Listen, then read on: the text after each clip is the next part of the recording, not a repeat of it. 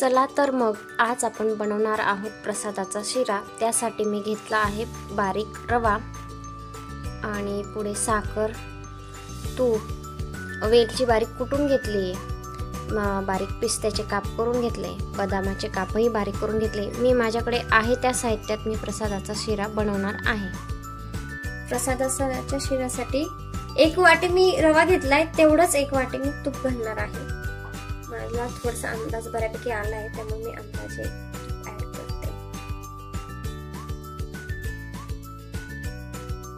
ते बघते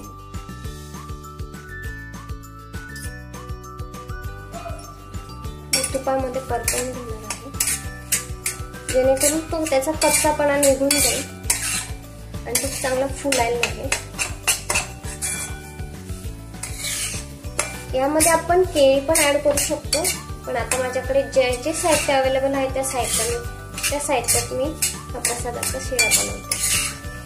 जितकं आपण सारखं हा परतणार आहोत तुपामध्ये, तितका तो छान फुलतो।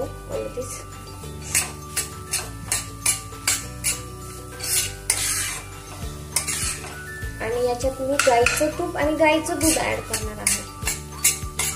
याचं प्रमाण मी जी 1 वाटी रव्याची दाखवली होती त्याच वाटीप्रमाणे तेवढा रवा, तेवढंच तूप, तेवढंच दूध आणि तेवढीच साखर सम प्रमाणात घेतलंय सगळं।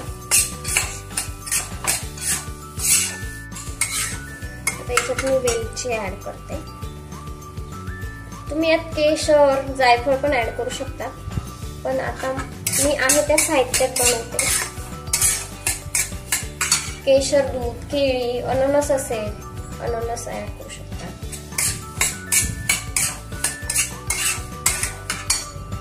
वेलचीचा खूप सुंदर आणि सुगंधित वास येतोय। आता मी याच्यात ड्रायफ्रुट्स टाकते, पिस्त्याचे बारीक काप करून घेते, काजू, बदाम, मनुकेही ऍड करू शकता। आता खूप सुंदर वास येतो। आता सगळ्यात महत्त्वाची स्टेप म्हणजे आपण याच्यात दूध ऍड करणार आहोत।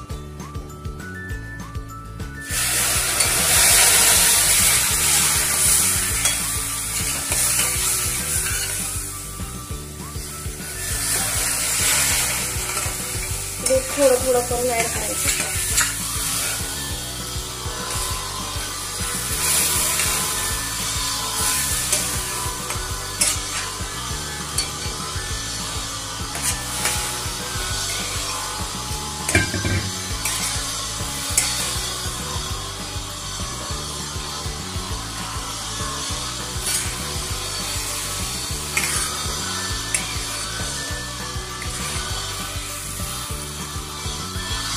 याच्यात मी साय पण ऍड करते, जेणेकरून चव येते। प्रसादाच्या शिऱ्याला खूप छान चव येते। खवा असल्यास खवा पण ऍड करू शकतो।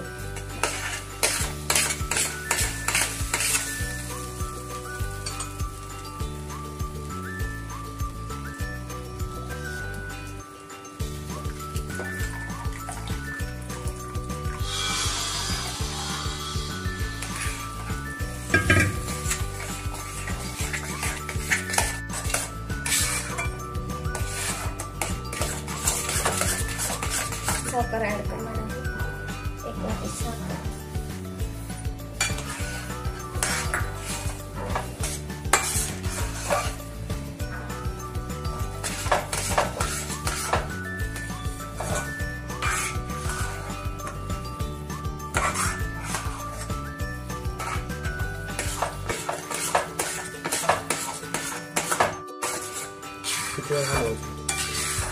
छान आता परतून घेतला आहे, खूप सुंदर स्मेल येतोय, खूप छान झालाय। तो जसा जसा गार होईल तसा तसा त्याला घट्टपणा येतो। मला या पद्धतीने आवडतो म्हणून मी या पद्धतीने करते।